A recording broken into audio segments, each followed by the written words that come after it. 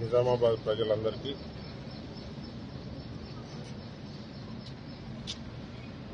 ప్రేమించిన శ్రీనన్న రాష్ట్ర వ్యాప్తంగా అందరికీ యూఎస్గా పరిచయం ఉన్నటువంటి మా నాన్నగారు ఇక లేరు అని తెలియజేయడానికి బాధపడుతూ ఉన్నాం.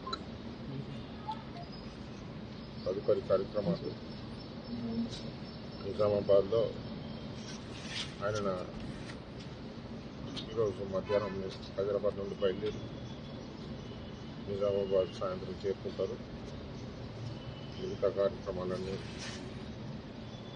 రేపు నిజామాబాద్లో జరుగుతాయి. ప్రజలందరికీ తను అందుబాటులో ఉండటానికి తన నివాసంలో ఇక్కడ నిజామాబాద్లో రేపటి వరకు రేపు మధ్యాహ్నం వరకు ఇక్కడే ఉంటారు. చూడాలనుకున్న వారందరూ కూడా నిజామాబాద్ శ్రీనివాస్ గారి ఇంటికి రాగలరు.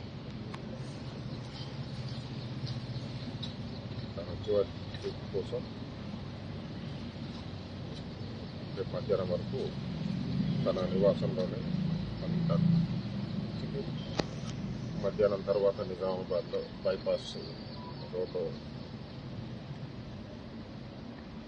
తన స్థలంలోనే అంత్యక్రియలు